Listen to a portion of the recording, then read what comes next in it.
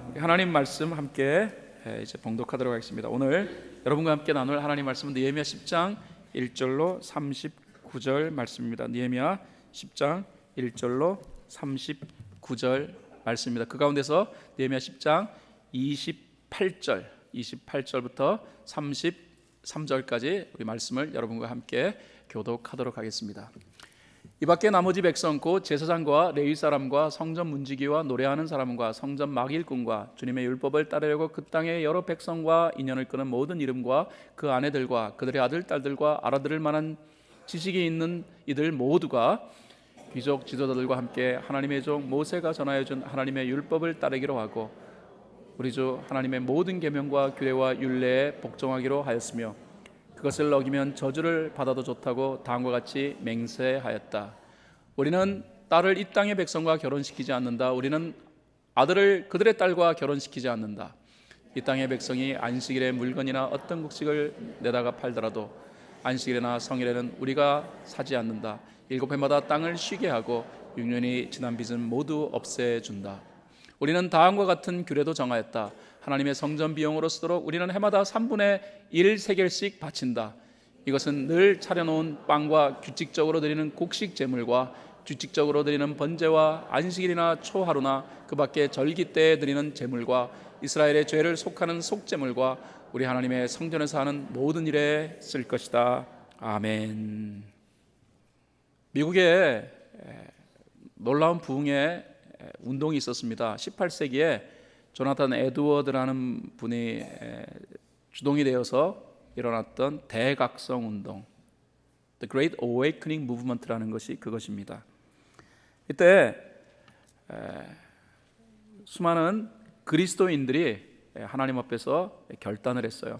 물론 그 결단은 조나탄 에드워드라는 분이 제시한 결단의 내용을 따라 결단한 것입니다.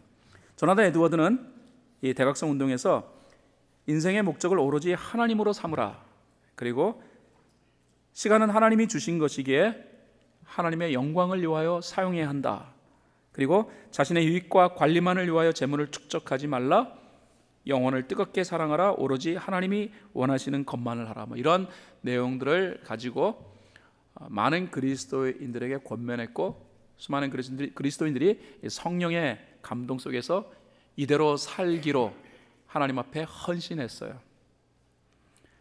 그런데 그 결과 미국은 정말로 놀라운 부흥을 이루는 나라가 되었고 그 부흥의 바탕 위에 세계 초인류 강대국의 지위를 얻게 되었다. 대부분의 교회 역사학자들이 그렇게 표현을 합니다.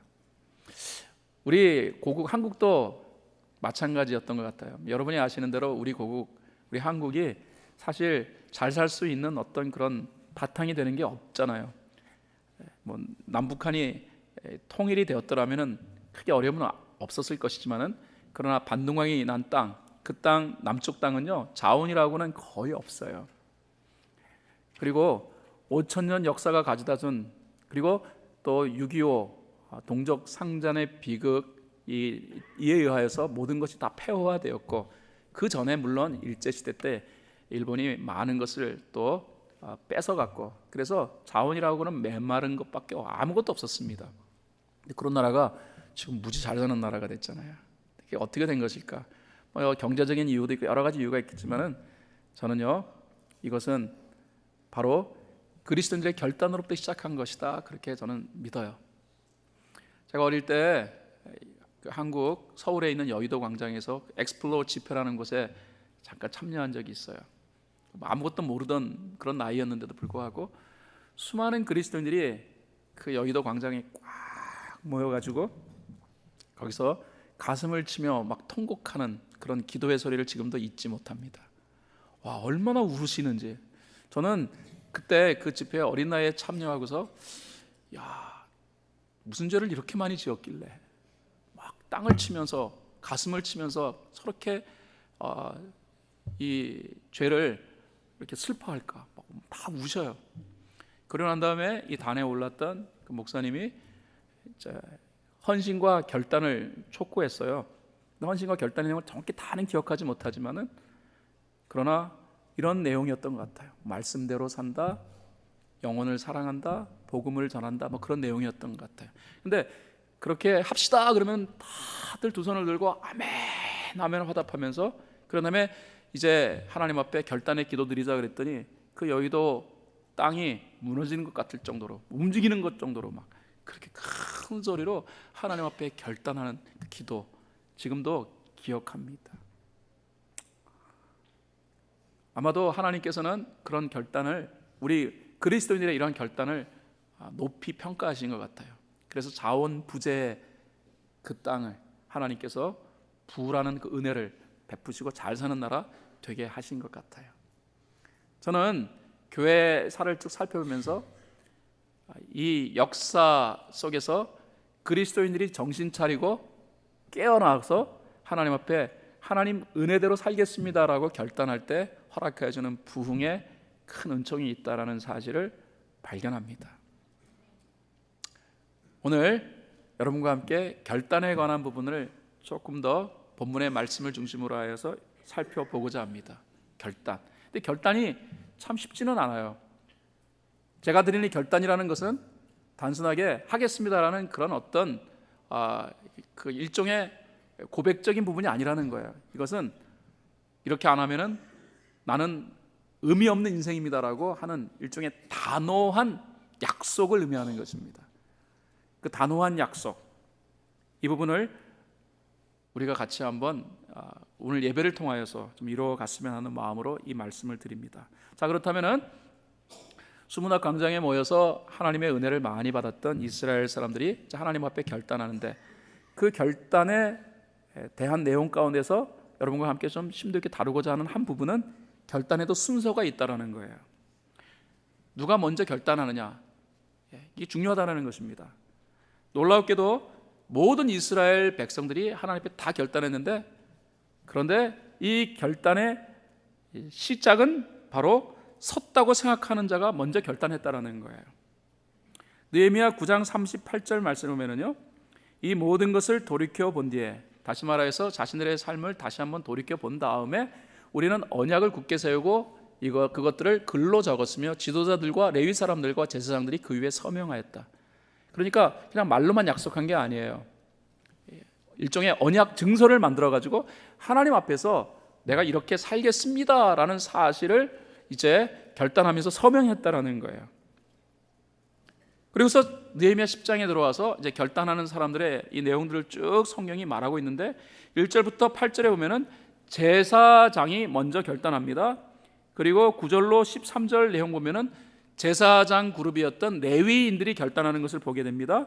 또 14절로 27절 내용을 여러분 살펴보시면은요, 모든 이스라엘 백성의 지도자들이 이제 결단하는 내용을 보게 되고요. 그다음 28절에 보면은 그 외 모든 백성들이 하나님 앞에서 결단하는 것을 보게 돼요. 그러므로 정말로 아름다운 결단이 이루어지기 위해서는 먼저 섰다고 생각하는 사람의 결단이 출발점이 된다는 사실을 성경 말씀은 우리에게 가르쳐줘요. 여러분, 여러분의 가정이 잘 되기 바라죠? 여러분의 자녀가 잘 되기를 바라죠? 여러분의 자녀들이 특별히 신앙생활 잘하기를 바라죠? 그런데 그게 그냥 교회학교 교사들한테, 전도사님들한테 맡겨놨다고 되는 게 아닙니다. 그 가정에도 질서가 있는데, 먼저 부모가 내가 하나님의 사람으로 살아가겠노라는 결단을 할 때, 그 자녀들은 부모의 결단에 영향을 받게 되는 거예요.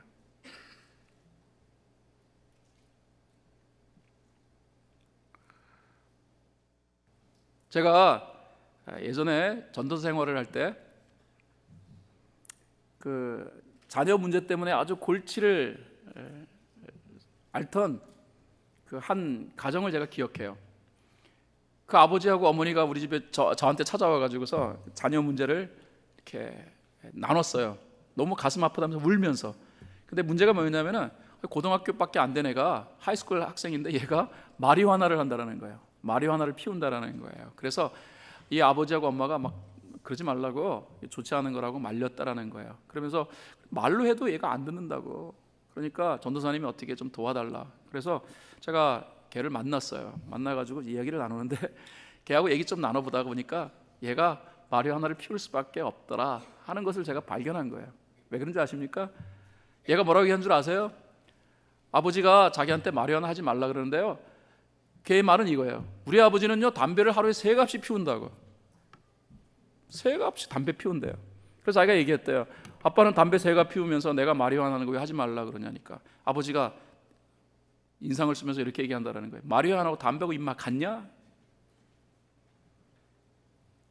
그런데 자기는 아버지가 담배를 끊으면 자기도 안 할 것 같대요. 근데 아버지는 못 끊는다라는 거예요. 그러면서 아버지는 자기는 못 끊으면서 자기 보고 마리화나 하지 말라고 하는 것을 얘기를 들으면서 아버지 위선을 느낀다고 이렇게 얘기를 하더라고요. 그래서 제가 그 말을 듣고 얘는 아버지가 담배를 끊지 않는 한 마리화나 끊는 거 이거 안 되겠다 생각도 아버지를 제가 만났어요. 그리고 제가 말씀을 드렸죠. 아버님이 담배를 하루에 3갑씩 피운다 그러는데 그거 끊으면은 얘가 마리화나 스탑할 것 같다. 그랬더니 그 아버지의 표정을 제가 잊을 수가 없어요. 굉장히 슬픈 표정을 짓더라고요. 그러면서 하시는 말씀이 선도사님, 내가 다른 거는 다 알겠는데 내가 그거는 너무 힘들다고. 담배 피우는 재미로 사는데 그거 내가 끊는 건 나한테 너무 힘든 일이라고. 내가 그 표정을 잊지를 못하겠어요. 아주 슬픈 표정이에요. 결국 이 마리화나에 빠진 애는 나중에 또 다른 마약도 손댔다라고 그렇게 나중에 얘기를 들었습니다. 여러분, 자녀 사랑하지 아니하는 부모 어디 있어요? 사랑하잖아요. 특별히 자녀의 영혼이 잘 되기를 바라는 것은 모든 부모의 마음이에요. 공통적인 마음이에요. 제가 만나본 부모님들 기도 제목 가운데서 우리 아이들이 신앙생활 잘 했으면 좋겠다라고 다 얘기해요. 근데 그 신앙생활 잘할 수 있도록 돕는 최선의 길이 뭔 줄 아십니까? 우리 부모님이 신앙생활 잘하면 되는 거예요.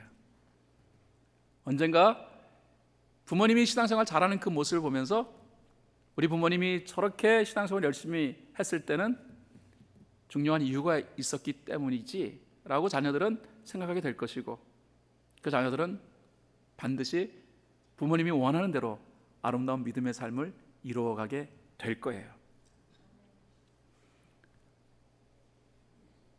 우리가 읽은 이 본문 속에도요,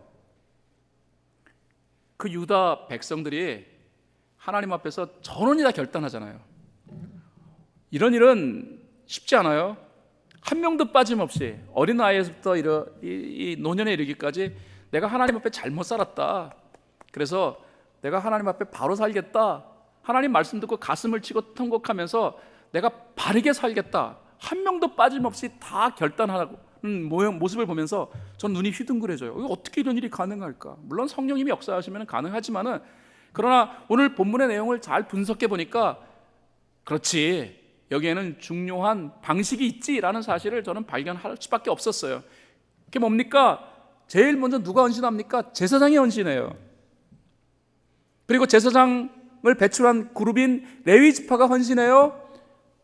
그 다음에 이스라엘 사람들의 지도자들, 관원들이 헌신해요. 그러니까 온 백성들이 함께 헌신하는 거예요. 물이 위에서 아래로 흐르듯 자신이 섰다고 생각하는 사람이 먼저 헌신을 할 때, 와, 저분이 저렇게 결단하고 헌신하는 것을 보니까 나도 그리 향하는 것이 당연한 것이겠다라는 이러한 도전을 받게 되는 것입니다. 이게 성경이 지금 말하고 있는 결단의 순서예요. 여러분의 가정이 하나님의 은혜로 성역화되기를 바랍니까? 그 첫 번째 출발점은 그 가정의 가장인 아버지들이 자신의 삶을 온전히 성역화되도록 하나님께 헌신하는 거예요. 어머니가 그리 하는 거예요. 교회도 마찬가지입니다. 교회도 목회자들이 먼저 헌신하는 거예요. 영적인 아버지라고 얘기하는, 주의 종이라고 얘기하는 목회자들이 하나님 앞에서 똑바로 살겠다고 결단하는 거예요.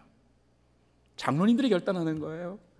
권사님들이, 안수 집사님들이, 순장님들이, 숙모님들이 먼저 결단하는 거예요. 그 결단은 온 교우들에게 큰 도전이 돼요. 이게 순서예요. 오늘 이 말씀을 들으면서 결단의 자리에 서야 할 그 첫 번째 위치에 있는 사람은 섰다고 생각되어지는 분, 그분이 분명합니다. 그리할 때 온 교우들이 하나님 앞에서 나도 그런 삶을 이루어 가야겠다라는 결단을 이루게 되는 것이죠. 본문은 결단의 내용을 우리에게 설명합니다. 어떠한 결단을 이 이스라엘 사람들이 하나님 앞에서 했을까요? 몇 가지 살펴보면요, 첫 번째요, 이스라엘 사람들은 성경 말씀을 실천하는 삶으로 자기 자신을 결단했어요. 느헤미야 10장 29절에 보면은요, 성경은 다음과 같이 기록되어져 있죠. 우리 한 목소리를 같이 읽어보도록 하겠습니다. 시작. 귀족 지도자들과 함께 하나님의 종 모세가 전하여준 하나님의 율법을 따르기로 하고 우리 주 하나님의 모든 계명과 규례와 율례에 복종하기로 하였으며 이것을 어기면 저주를 받아도 좋다고 다음과 같이 맹세하였다. 저는 29절 말씀을 보면서 마음이 짠해서요. 그들의 결단과 이 시대에 신앙생활을 하고 있는 사람들의 결단의 차이점, 결단을 하기는 하되, 여러분, 수문학 광장에서 은혜를 받고 하나님 앞에 결단하기로 한 이스라엘 사람들의 결단은 단호한 결단이었어요. 그 결단의 모습을 잘 보세요. 내가 말씀 잘 지키겠다, 그러나 이 말씀 지키는 것을 내가 어기면 저주받아도 좋다. 그만큼 자신들은 단호한 결단을 하나님 앞에서 보이고 있는 거예요. 근데 그들의 결단의 내용이 뭡니까? 말씀, 하나님이 그들에게 허락하여 주시는 그 계명, 하나님이 그들에게 허락하여 주시는 이 율법을 내가 잘 지키겠다. 하나님 말씀이 소중하다는 거 모르는 사람 어디 있습니까? 오늘 예배를 드리시는 여러분, 이 하나님의 말씀이 소중하다는 것에서는 다 같이 동의하실 거예요. 그럼에도 불구하고 이구동성으로 그러나 말씀을 실천하는 것은 참 어려워요 라고 얘기해요. 왜 말씀 실천하는 게 어렵습니까? 그러면은 어떤 것은 너무 나에게 있어서 중한 것으로 느껴지기 때문에, 부담이 있기 때문이라고 표현합니다. 그래요, 하나님의 말씀은 소중합니다만 하나님의 말씀을 잘 분석해 보면은 하라 하지 말라라는 내용으로 가득 차 있어요. 그런데 하라 하지 말라라는 이 내용이 내가 안 하고 싶은 것, 내가 하고 싶은 것과 딱 맞아떨어지면 말씀 지키는 것이 쉽잖아요. 그것처럼 쉬운 게 어디 있어요. 근데 문제는 내가 원하지만 성경은 하지 말라 그러고 내가 원하지 않지만 성경은 하라 그러니까 이게 어려운 거예요.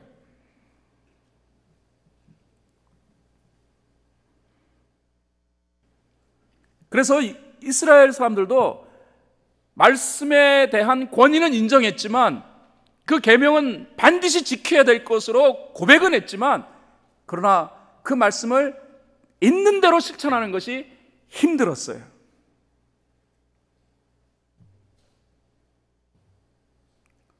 그런데 여러분 아십니까? 신앙생활의 핵심 중에 핵심, 정말로 에센스 중에 에센스는 하나님의 말씀이라는 것을, 우리 신앙의 삶 가운데서 하나님 말씀을 제외하면 남는 거 없어요. 어떤 분은 신앙생활 잘하고 있습니다 하는 것을 갖다가 상당히 열심 있는 행위적인 것으로 보세요. 저는요 매주일 교회 와요. 저는요 봉사해요. 저는 교회에서 하라고 하는 것을 열심히 참여해요 라고 말씀하세요. 그 열심히 있는 것을 보면서 야, 저분은 신앙생활 잘하고 있네 라고 우리가 생각할 수 있겠죠. 그런데 제가 제자훈련을 해보면서요, 그렇게 열심히 있음에도 불구하고 이런 고백을 하시는 분이 계세요. 그런데 목사님, 내 마음이 늘 허전해요. 내 마음이 늘 뭔가 채워지지 않는 그런 메마른 마음이 내게 있어요. 이게 웬일이죠? 저도 깜짝 놀래요. 왜 그럴까? 여러분, 열심히 있다고 해가지고 우리의 삶 속에 하나님께서 허락하여 주시는 기쁨과 감격이 흘러넘치는 게 아니에요. 엄밀하게 말하면 말씀이 빠져버린 열심은 형식이에요. 다시 말해 하나님 말씀을 지키는 것에 열심, 그 열심이 아니라면요, 그 외의 것들은 사실 형식만 남게 돼요. 껍데기만 남는 거예요. 여러분, 형식이 쌓이면 뭐가 되는 줄 아십니까? 놀랍게도 형식이 쌓이면 타락이 만들어져요. 타락 다른 거 아닙니다. 형식만 쌓인 것이 타락이에요. 형식이 뭐냐? 그러면 말씀이 빠져버리는 것이 형식이라니까요. 중세시대 교회는 넘쳐났습니다. 조금 재정이 되면은 여기저기 교회를 세웠어요. 성직자들 넘쳐났어요. 중세시대의 최고 사람들이 선호하는 직업은 성직자가 되는 거예요. 그럼에도 불구하고 중세시대를 교회 역사학자들은 이구동성을 이렇게 말합니다. 암흑의 시대, 깜깜했던 시대. 왜 중세시대가 암흑의 시대예요? 교회에 찾아온 사람들이 열심히 있었는데, 성직자들이 넘쳐났는데, 왜 그 시대가 암흑의 시대입니까? 그렇습니다. 그 열심은 말씀이 빠져버린 열심이기에 그런 본질을 향한 열심이 아니었어요. 그들은요, 말씀이 없다 보니까 성전 가꾸기의 열심이었어요. 그래서 스테인드 글라스를 만들고 성전을 장식하고 십자가를 멋있게 장식하고 성상을 세우고, 성직자들은 자신을 화려하게 만드는 것에 열심이었고,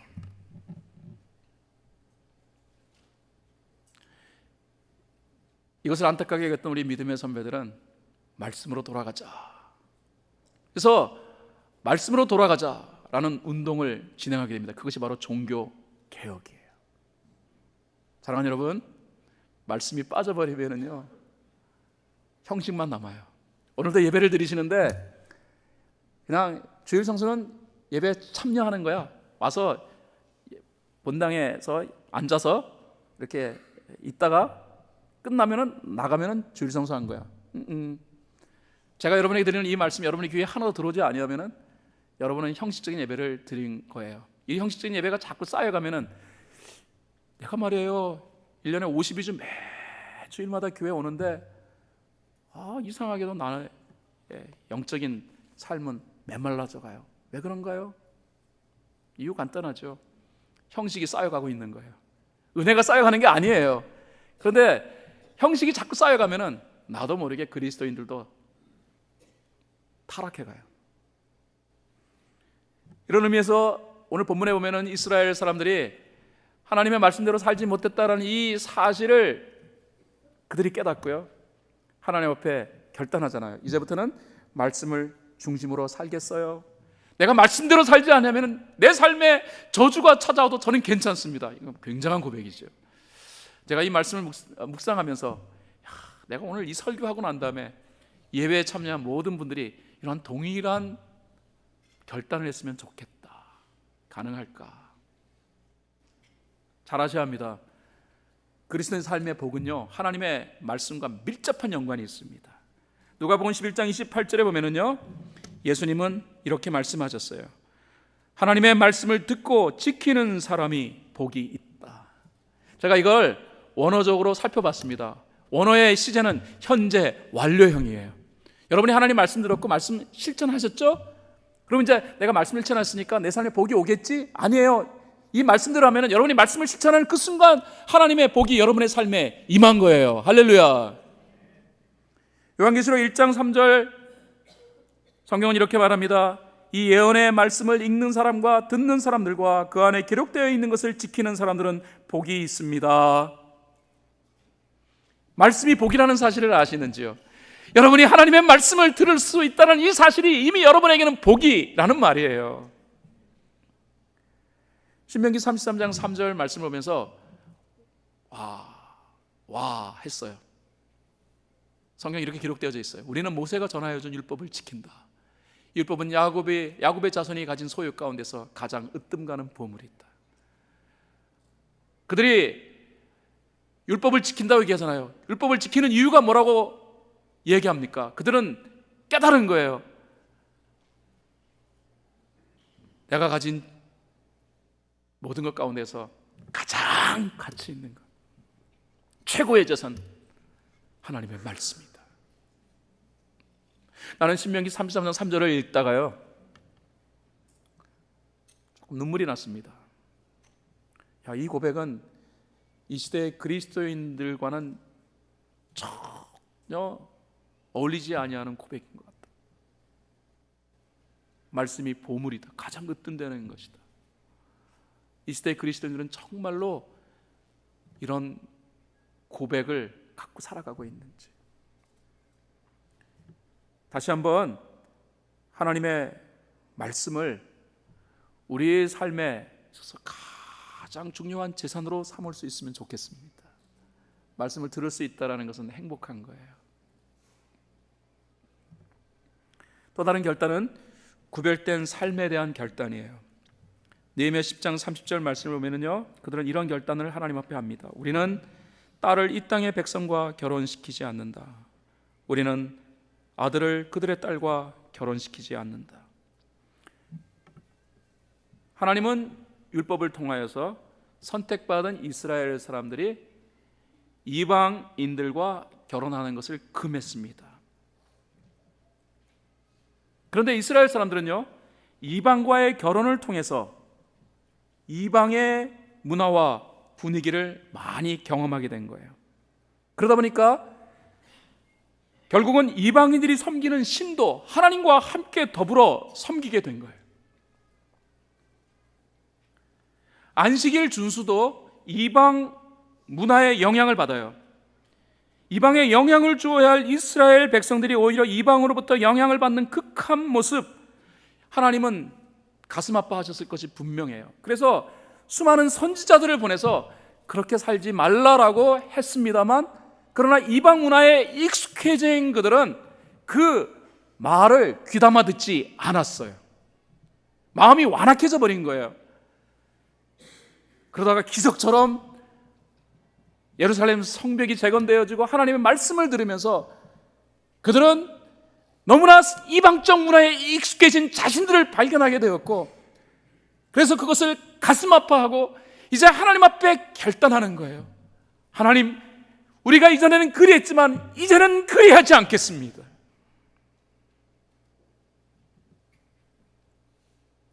근데 이렇게 된 것이 어떻게 가능했는가? 선지자들이 와서 얘기를 했는데도 불구하고, 하나님께서 강력하게 막 제지하기도 하셨음에도 불구하고 그거 끊지 못했던 이스라엘 사람들이 어떻게 이제는 자발적으로 하나님 앞에서 이방 문화와 절교를 선언할 수 있을까? 그것도 온 백성이 다 그렇게 할 수 있을까? 참 궁금하더라고요. 너무 궁금한 내용이에요.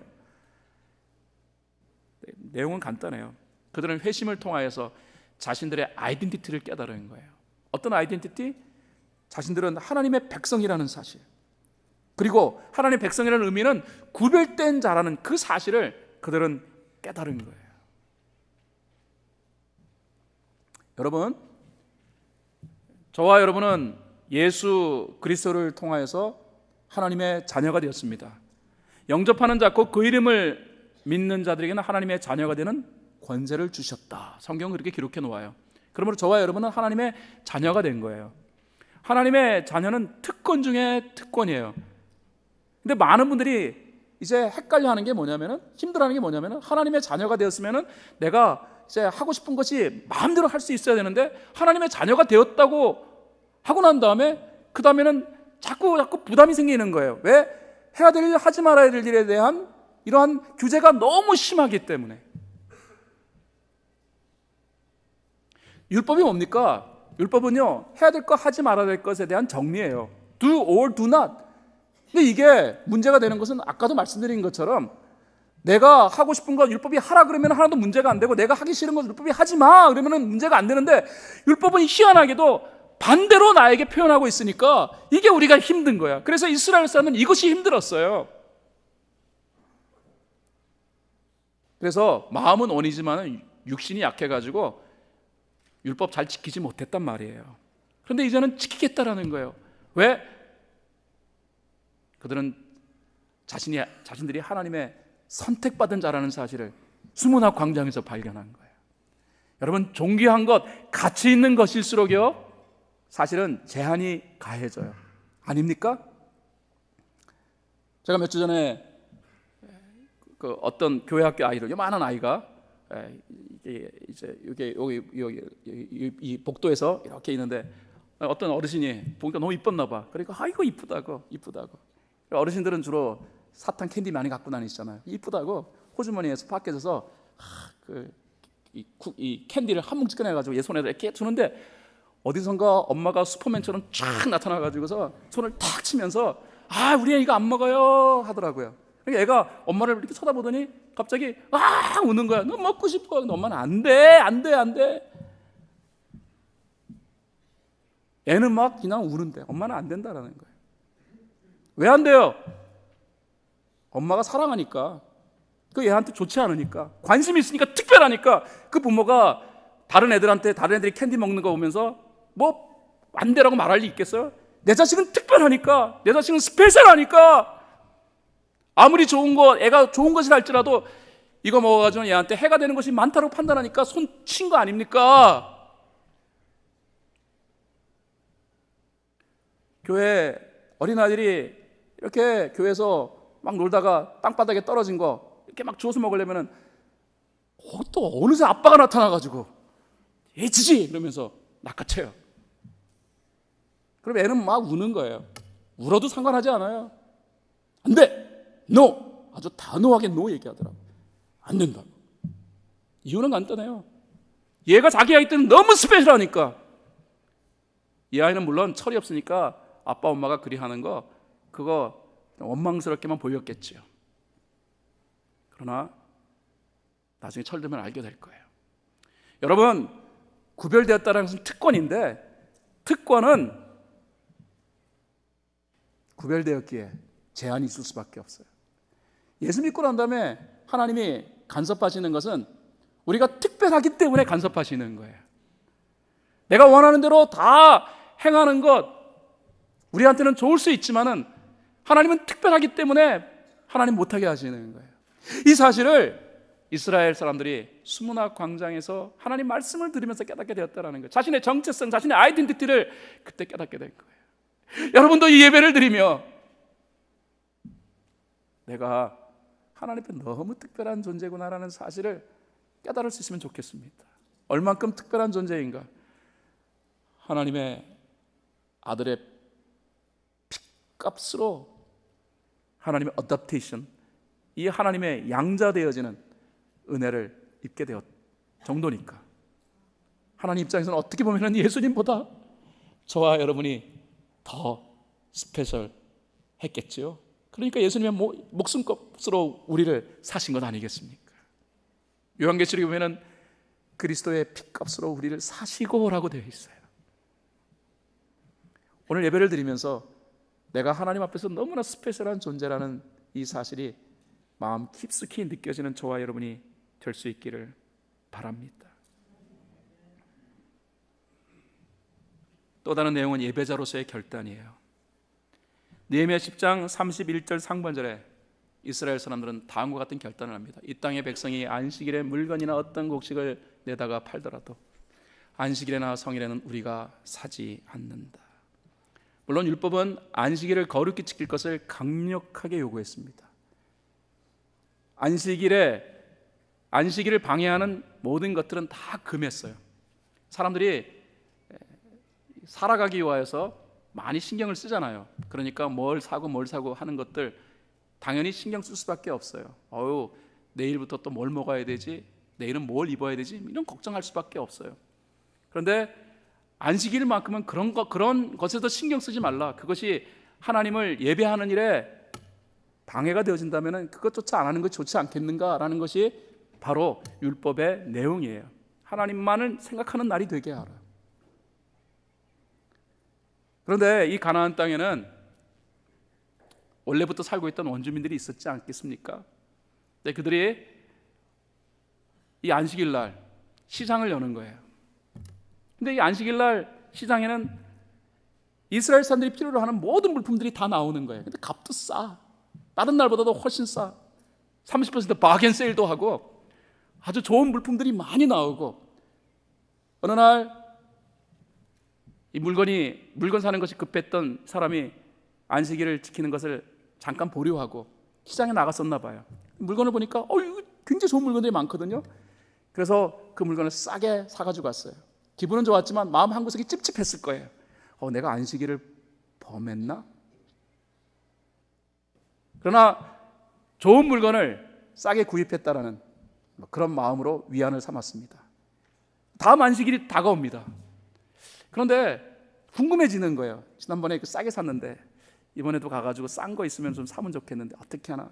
한 번 더 가보지 뭐. 그래 갔는데 글쎄 더 좋은 물건들이 더 좋은 값으로 많이 나온 거예요. 야, 이거 괜찮네? 그래서 물건을 이번에 많이 샀습니다. 그런데 신기하게도 지난주보다 조금 찝찝한 마음이 조금 덜해졌어. 그래서 사람이 그렇잖아요. 좋은 거 많이 얻으면은 그러면 나누고 싶은 마음이 들잖아요. 그래서 다른 이스라엘 사람들에게 알렸어요. 안식일 날 마켓에 갔더니 좋은 물건들이 너무나 많더라고. 이런 거 알리니까 들은 사람은요, 궁금한 거예요. 나도 한번 가볼까? 그래서 몰래 가봤더니 정말이야. 그 말대로 좋은 물건들이 너무 많은 거예요. 그래서 물건을 많이 샀습니다. 그렇게 해서 한 명, 두 명씩 안식일 날 물건을 사러 오는 그런 이스라엘 사람들이 있었어요. 고객들이 많아지니까 물건을 파는 사람 입장에서는 어떻게 할까요? 야, 이거 장사가 잘 되네? 그러면 더 좋은 물건을 가지고 오지? 그래서 많은 물건들이 모이기 시작하고, 그리고 유대인들, 이스라엘 사람들은 그 물건을 사러 마켓에 가다 보니까 이제는 하나님 앞에서 제사를 드리는 것보다 그 마켓 물건을 구입하는 것에 더 큰 흥미와 관심을 갖게 되었단 말이에요. 그리고 어느덧 이제는 양심의 가책조차 없이 그들은 안식일에도 마음대로 물건을 사며, 그리고 안식일을 범하지만 그것을 하나도 문제 삼지 아니하는 지경에 이르렀다는 말입니다. 이 사실을 안타깝게 여겼던 하나님께서는 선지자들을 보내서 아서라, 그러면 안 된다. 나는 이 안식일을 통하여서 진정한 기쁨을 얻기를 원한다. 하나님은 그 하나님의 마음을 제시하셨지만 그 선지자들의 말에 귀를 닫아버린 사람들이 바로 이스라엘 사람들이었다는 말이에요. 근데 수문학 광장에서 그들은 하나님의 심정을 기억한 거예요. 가슴이 아파지기 시작했습니다. 우리가 너무 잘못했구나. 나와 그리고 우리의 조상들이 하나님을 기쁘시게 하지 못했다. 가슴을 쳤습니다. 그리고 그들은 하나님 앞에 다시 결단하는 거예요. 이 땅의 백성이 안식일에 물건이나 어떤 곡식을 대다가 팔더라도 우리는 안식일이나 성일에 그 물건을 사지 않겠습니다. 무엇을 의미하는 것일까요? 하나님을 최고의 가치로 삼겠다는 거예요. 하나님을 기쁘게 하는 것을 자신의 삶의 최고의 가치로 삼겠다는 거예요. 원래 예배라는 영어 단어는 없었습니다. 예배. 그래서 일반적으로 캐톨릭이 사용하는 미사라는 말을 예배 단어로 사용하기도 했죠. 그런데 영어권에 있는 사람들이 이 예배에 대한 호칭을 만들고자 고민을 했어요. 예배를 어떤 호칭으로 삼으면 좋을까? 그래서 그들이 선택한 단어가 worth라는 단어예요. worth, W-O-R-T-H. worth라는 말은 가치라는 말이잖아요. 이 worth에다가 ship, friendship 할 때 그 ship, S-H-I-P를 붙여가지고서 worthship이라는 단어를 만들었어요. worthship이라는 의미는 가치 있는 것이라는 뜻이에요. 딱 단어가 제시되니까 딱 맞는 거예요. 이 세상에서 가장 가치 있는 게 예배지. 맞아, 예배야. 그래서 그들은 worthship이라고 예배를 그렇게 호칭했습니다. 그 worthship이 worship이 된 거예요. 여러분, 하나님을 예배하는 것, 이 세상에서 가장 가치 있는 것인 줄 믿으시기 바랍니다. 저 여러분, 오늘 이 예배를 나왔지만, 그러나 우리가 이 예배를 나오는 가장 큰 이유는 이것이 너무나 가치 있는 것이기에 우리가 예배를 나온 것이 되었으면 좋겠어요. 그냥 봉사할 순서가 됐기 때문에, 성가대 해야 되기 때문에, 안내해야 되기 때문에 찬양 인도해야 되기 때문에 이 예배에 나온 것이 아니라 이 자리가 가장 가치 있는 자리기에 그러므로 내가 예배를 선택했노라 라는 고백이 저와 여러분의 있기를 바라요. 이스라엘 사람들이 그러지 않았단 말입니다. 하나님이 가장 가치 있는 것을 그들에게 제시하셨지만 그러나 그들의 관심거리가 하나님보다 자기 자신에게 늘 있었기 때문에 자기를 만족시키는 것을 중심으로 찾아봤더니 하나님의 가치관과 자신의 가치관이 분리될 수밖에 없었어요. 나를 위하여서 이 안식일 날 재밌는 것도 많은데 더 중요한 것도 많은데 라는 생각을 하니까 안식일이 부담스럽기 시작한 거예요. 처음에는 죄송스러운 마음으로 하나님 앞에서 너무나 미안한 마음으로 그러나 나를 위해 오늘 꼭 하루만 그렇게 빠져보겠습니다. 하나님 이해해 주십시오라는 마음으로 그리 했겠죠. 그러던 이스라엘 사람들이 어느덧 이 안식일에는 하나님이 마음이 사라져 버렸어요. 그리고 자신들이 원하는 것을 충족시키는 것에 더 큰 관심을 갖게 되었어요. 그게 안식일의 변질이에요. 그 변질을 그들은 수문학 광장에서 깨닫게 된 거예요. 내가 하나님을 가장 존귀한 자로 여기느라고 고백을 했지만 하나님을 가장 기쁘게 하실 가장 가치 있는 날 하나님을 기쁘시게 하지 못했다라는 것에 가슴 아파하며 그들은 가슴을 친 거예요. 그래서 머리에 재를 날리고 그들은 굵은 베옷을 입고 자복하며 금식하며 하나님 앞에 회개한 거예요. 그리고 그들은 가치에 대한 회복을 얻게 되었습니다. 그러자 그들은 안식일을 소중히 여기겠다라는 철저한 결단으로 하나님 앞에 나와요. 사랑하는 여러분, 예배는 이 세상에서 가장 가치 있는 자리예요. 예수 믿는 자의 삶 속에서 하나님을 가장 기쁘게 할 수 있는 최상의 기회를 하나님 우리에게 허락해 주셨는데 이것을 우리가 너무 가볍게 생각하는 것은 아닌지.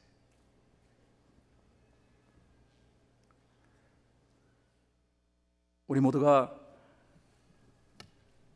하나님의 귀한 자녀, 스페셜한 사람이 되었다는 사실을 명확하게 인식하시고 오늘 이스라엘 사람들의 이 결단을 귀한 교훈으로 삼았으면 좋겠습니다.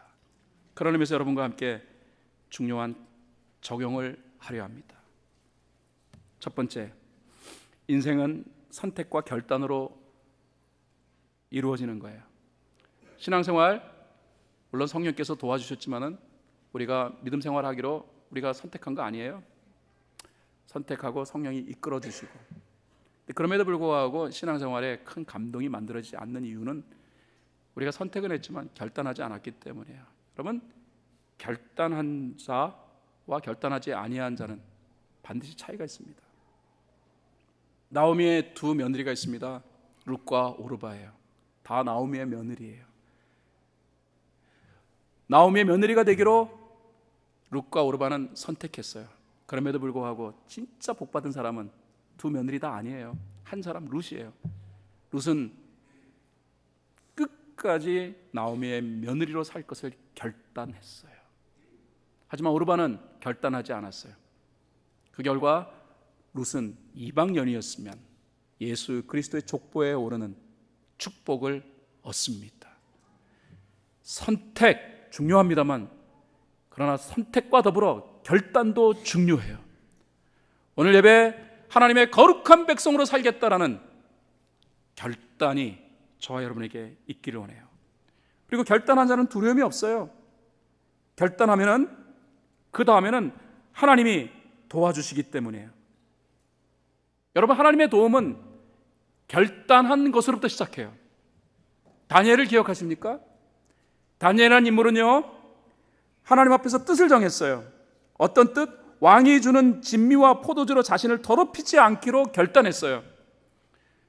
왕이 주는 음식은 이 세상에서도 비교할 수 없을 만큼 최상급의 음식이었지만은 그것이 우상에게 드려진 것이라 생각했던 다니엘은 먹지 않기로 결단합니다.